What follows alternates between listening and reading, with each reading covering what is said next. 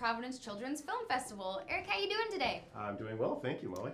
Thanks so much for joining us. So the 9th Annual Providence Children's Film Festival kicks off tomorrow, Friday, February 16th. I had to make sure I had all my dates correct there. So 9th Annual one, pretty exciting. Talk to us about what people can expect this year. People can expect a lot of the similar things that we've done in the past, including, normally we have a couple Academy Award nominated features. This year we have the same with the animated film The Breadwinner, and also with the Roald Dahl film Revolting Rhymes. So they're both nominated for Best Animated Films.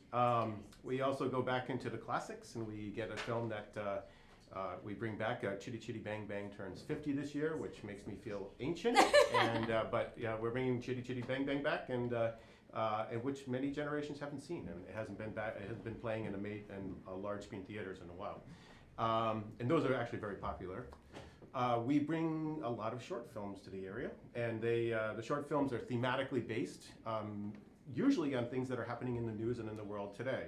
You have something going on about, we have a shorts reel called Families in Flight, which is about families that are refugees and are trying to resettle and being forced to relocate through none of their own reasons. I mean, they're being forced for government or financial or nationality reasons. And so these shorts reels, we have another one called More Than a Selfie, which deals with children trying to understand a lot about themselves as they're growing up and the questions that a lot of kids have, everything from what sport to play to what gender am I? And so we get a lot of the topics that are hot in the news, or I don't know, it's just in society.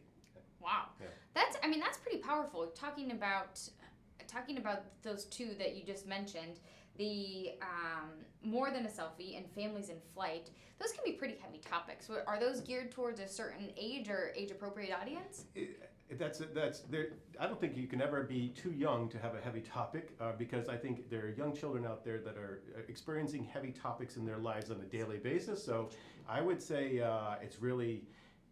we do try to gear. Some films have language or some situations that require some maturity in order to handle the scenes that are depicted in the film, and we give suggested age ranges for that.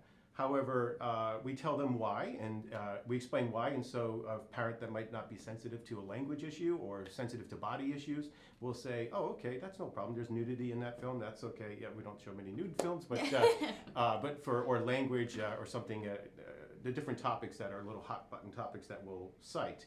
So it basically puts the onus on the parent to make a decision for what they're comfortable with bringing their kid to, and a lot of times they'll bring a kid to a film to topics that interest the parent. And so through the film, the parent and the child get to actually discuss a topic, get to know more about a topic and learn, and and try to really understand it in a better way so they can deal with it in their own life as they get older.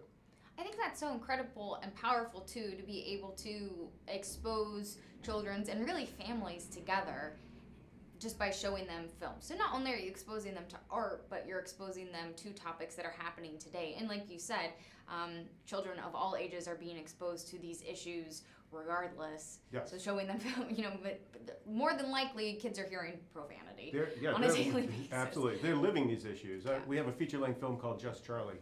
Fantastic film, basically about a boy who's growing up who doesn't feel like a boy, and dealing with that issue, and how he comes about to she, and how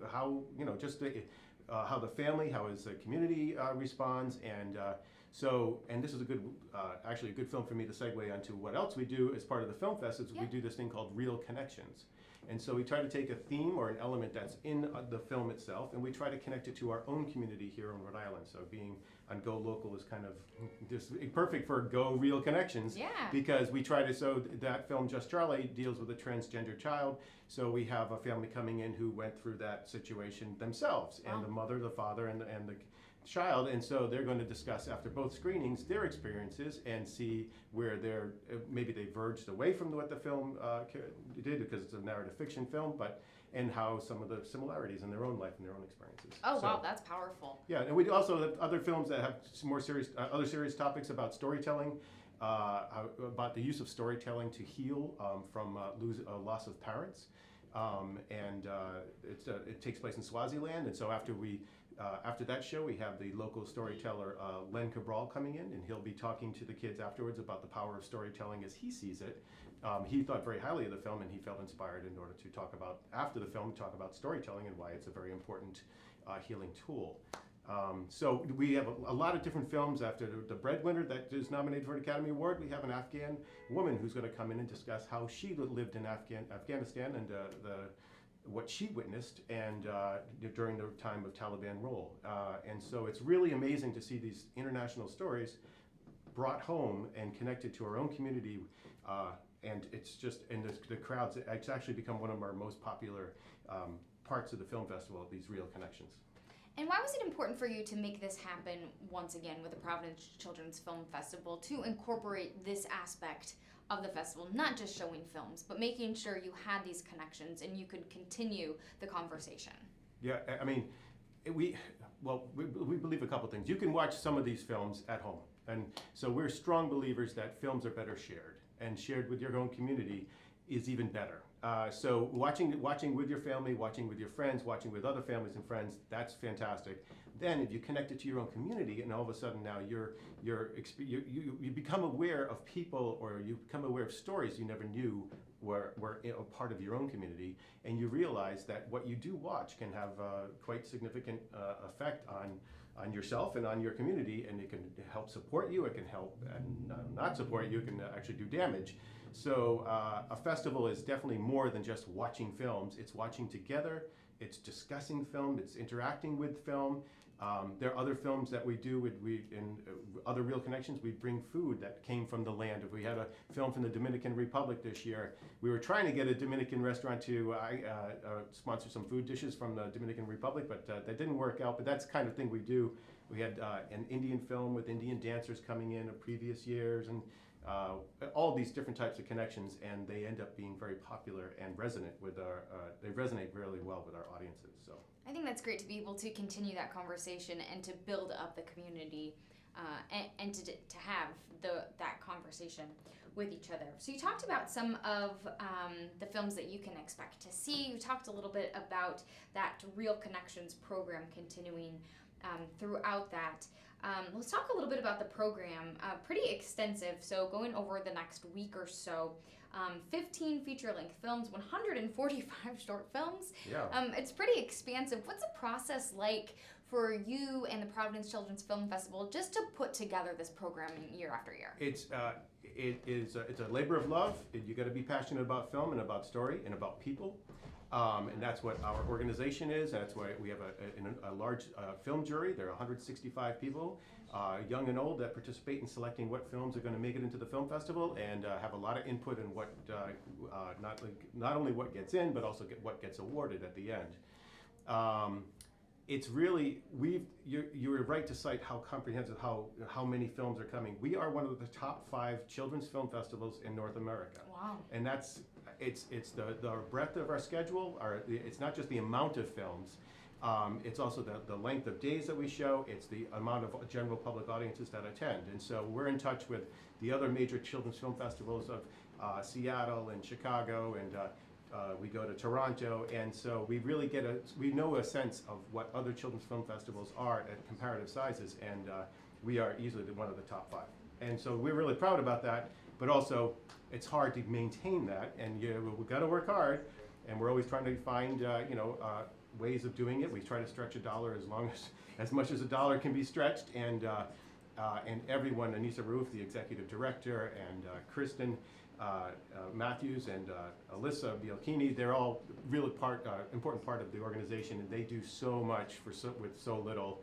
And I think we kind of mislead people sometimes in thinking that we're a major organization with major foundations, but we're just majorly passionate about bringing great stories to children and families. So, and I think we are very fortunate here in Providence, in Rhode Island, to have the talented and passionate people who work in this kind of business, who work to bring creative arts to the people of Rhode Island and to the children. Thanks. Yeah, no, I agree. We're in a great community, and the people that and all other aspects of the art.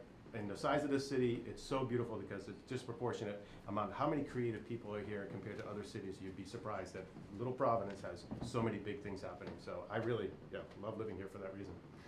Let's talk a little bit about your background. You are, I would say, when he shared with me a little bit about, when Eric shared with me a little bit about himself, I was like, oh, so you're kind of film and cinema royalty in Rhode Island. Yeah. I gave him that credit, not himself. Yeah, that wasn't. You've grown up kind of established within the cinema world, the cinematic world, and kind of immersed yourself in film from when you were a kid. Talk to me just a little bit about your background. I'd say I'm more a proletarian, cinema proletariat than I am a royalty, but the. I just like to say that. I thought I'd get a kick out of that. It's I grew up in movie theaters. Our family owned a series of local movie theaters: the Bristol Cinema, the Meadowbrook, the Castle, the Cable Car, and so I grew up working in movie theaters all my life with my brothers and sisters and cousins. And we really, and it was a fantastic experience to do, to learn how to put films together, how to put on a show, book films, program festivals, you name it, So we did cool. it. And that gave us a lot of experience. Yes, so we've watched a lot of films and had a lot of popcorn. We've gone to the dentist a number of times. But it's really, we do have a lot of movie roots here in Rhode Island. And yeah, it's great, and it still continues. That's why I'm delighted to still be involved in a storytelling business. I can't even call it a film business anymore because there's no film involved. It's an anachronistic term now because it's all megabytes and gigabytes, and it's kind of it's on one side it's depressing, but on another side it's very enabling because now somebody with a good story to tell can still get it out there. They don't need a bazillion dollars to tell it. So that's refreshing, but it is a little depressing that I miss film, and as I'm putting together reels now, and all I'm doing is lifting files and putting them into playlists, I'm like, oh, I so prefer just to splice a film together to another film and know that it will work, and not cross your fingers that megabytes will not cross megabytes. I don't know. I'm not that technically savvy, so. Well, I just think it's so interesting just to kind of hear your backstory and to know that this is really literally how you grew up. You were immersed in it. You were there splicing, putting it together. So it's interesting to know that it is your background. You've been doing this for so long, and this is what you're interested in. You studied film. Yep. And so you kind of have a background. You kind of have an eye for what's good. You have an eye for a good story. So I think that's interesting that you've cared about this enough to be able to put together a show for Providence and for Providence children. So I think that's really neat to be able to tell people your backstory as well. And you yourself brought in films for Cable Car for a number of years, right? Yep, for 18 years we were programming all types of alternative films. My uncle actually opened up the business in 1976. He tore out this old truck moving garage and put in couches for the first cinema in the country that had couches in it. About 12, 15 years later, my father purchased it, and then this is when I was off at college, and I came back, and he was less interested in running it, and I said, I've got nothing to do, I just went to college, and I got to pay some bills, so I ended up taking it over, and ran 18 very super rewarding years. We put a cafe in, and did with the films we could show were the most prolific, wide-ranging films you could ever imagine. I'm thankful that they're still open today with Daniel and Emily that are running it, and they're keeping that same cutting-edge type of film. In fact, they're more cutting-edge than I am in a way. Sometimes I'm amazed what they show because I'd be like, wow, that's a little risque. But and it's really that's great. And Providence is lucky to have the Cable Car and the Avon still open, and hopefully, yeah, to keep supporting those venues because they're quite not many cities have them. So. Yeah, we are very lucky. Talk to me a little bit about, you mentioned just how things have kind of changed, and you mentioned that it was depressing but also kind of enabling for people, the change in the film business. Talk to me what it's been like for you to experience that shift in technology and that shift in film. Talk to me what it's been like for you to experience this shift and change, whether that's through technology or the change in storytelling over the past several years. I would say I painfully feel it because I get more submissions than ever. I mean, anyone with a cell phone is a filmmaker now, and so just because you filmed it doesn't make it a film. And it sounds like a basic thing to say, but I can't believe some of the things. You still have to go through it. Yeah, I still have to watch it, and I still have to give some constructive feedback to the filmmaker that submitted the film. So there's more than ever. The value of having somebody watch, and it's kind of, I don't want to say, I've watched a lot of films that give me some tools to watch films. The most important tool of all is to talk to others and not just be, oh, I know what film is and I know what the best ones are. It's not that at all. It's about you watch a film, you talk it over with others, and others will see different things than you have, and then you read and you research and you start to realize that, this film is really solid for a lot of reasons, not just because I thought so, but because I connected a lot of other dots. So, so I really do experience the change in technology that way.